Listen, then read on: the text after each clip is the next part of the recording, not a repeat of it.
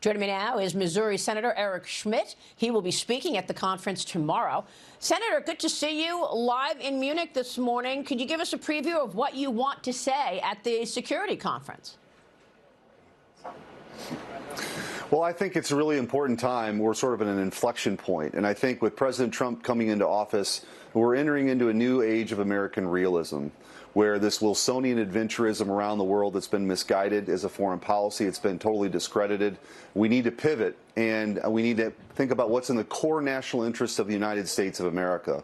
Clearly protecting the homeland, pivoting to China, which is our chief threat, not only economically, but militarily, and then sending a message directly to the Europeans that they need to step up and provide more directly for their own defense. I think the American taxpayers are tired of subsidizing their social welfare programs in Europe.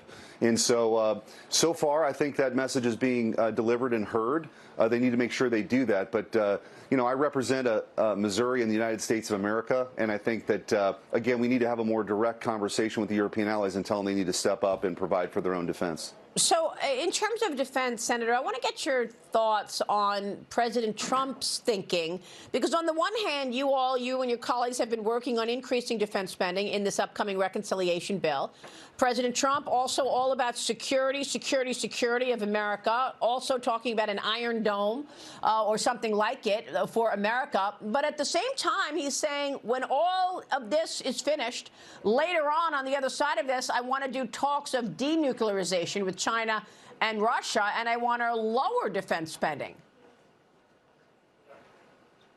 Well, look, the truth is that our industrial base to produce the weapons that we need for the fights for the future has been atrophied for a long time. It's a dirty little secret. We need more innovation. And I think that's part of the reform effort, Maria, that Pete Hegseth's going to bring to the Pentagon, procurement reform. We need to be more nimble. Our advantage over China is we're innovators. They're copiers. Now, they're catching up. But if our Pentagon is so bogged down with paperwork and red tape and we're not actually innovating, we will lose that advantage. So I think making sure we're doing it smart is really important, and having a real deterrent against our chief adversary. In the last 10 years, Maria, China has increased their defense spending by at least 500%. And by some accounts, they spend as much as we do. And by the way, they're not spread across the world. So I think we have to be prepared for this in the future. And again, why Europe stepping up is really important. For example, if they spent what we spend right now, our NATO allies, that would free up about $300 billion for us to do more things with. We need to find savings, of course, in the Pentagon, but we also need weapons system for the future. We can't lose this competition with China. The 21st century will be defined by it, and I think Europe needs to understand that that's our real priority right now. It doesn't mean, by the way, we're withdrawing from NATO. It's just we're in a period of prioritization here. Thank you. Thank you for that analysis, because I think it's important to recognize the overall goal from 30,000 feet as the president's talking about, you know, cutting defense spending in half. I mean, the president signed a new executive order yesterday for federal agencies to study the impact of worldwide reciprocal tariffs. He's looking to adjust U.S. tariff rates to match how other countries charge on imports. Your reaction to that, as I know you also have a bill in place to cut out DEI. Yeah, look, we've had this wandering foreign policy apparatus. USAID is a great example of it. After the Cold War ended, it became these ideological crusades, you know, sex change operations in Guatemala. It's totally ridiculous. It's being exposed. Permanent Washington's terrified that this is going to continue to be exposed. It should, and we should stop doing it. We need to make sure we're allocating those precious dollars to defend the people of our country.